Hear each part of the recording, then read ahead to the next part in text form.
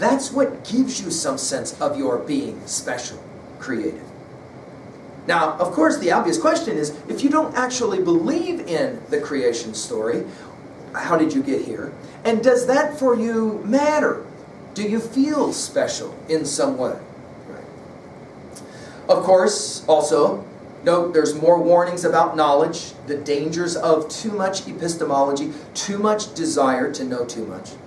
And as well, the power of music. It's a major theme in this. Of course, it's a major theme throughout Paradise Lost, but certainly here, the power, the dynamism of music and harmony. Is it the case that all of nature is harmonious? We think, don't we, of Emerson's classic essay on nature. Let's jump to 2b, rhetoric.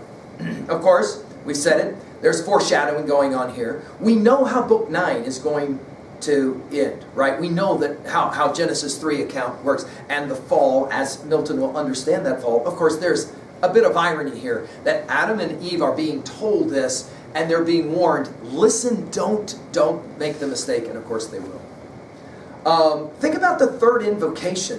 Why do you think Milton keeps coming back to ask the Holy Spirit, please help me to tell this story well? I think it's because Milton is a little bit concerned. He is touching some hot button issues. I think he still touches some hot button issues. Finally, of course, we have powerful symbols, don't we? Life, nature. I've already mentioned Emerson and the Emersonian respect. Of course, the romantic appreciation for all of nature as being significant.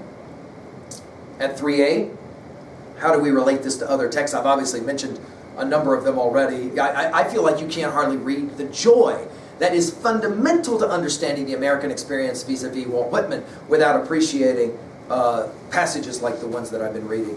But how about this one?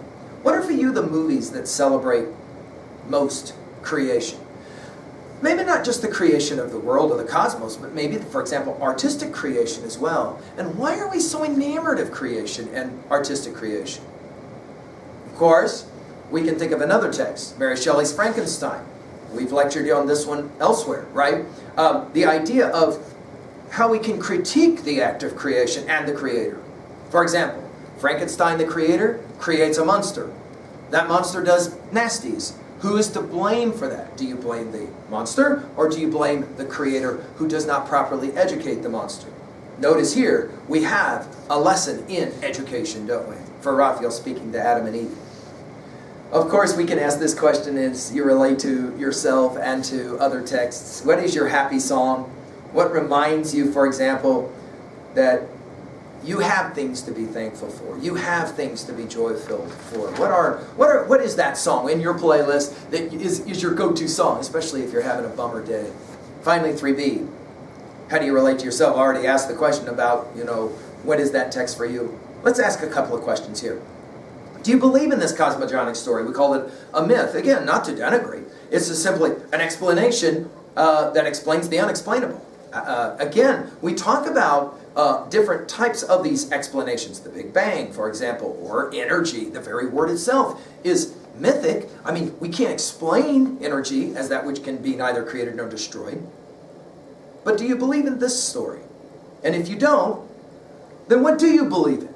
Right? I mean, Milton in some ways is kind of throwing that question at you. Okay, well, if this doesn't work for you as to the explanation as to why you're here, what does work for you? And on top of that, do you have a story that explains why humans are significant? Why all life is precious and should be honored and respected?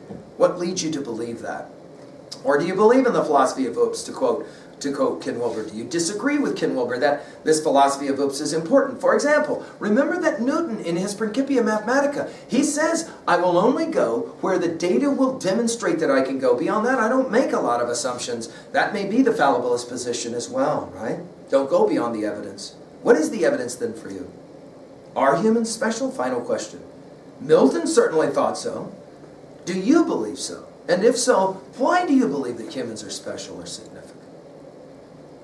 Well, let's finish now with part 2 of Paradise Lost. That is to say, books 5 through 8, and Raphael's final words in book 8. And we will finish as we then are getting ready for book 9. All our hearts get broken, of course, or maybe not broken.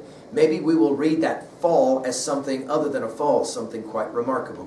Come back and I appreciate your time and energy with me. Thank you.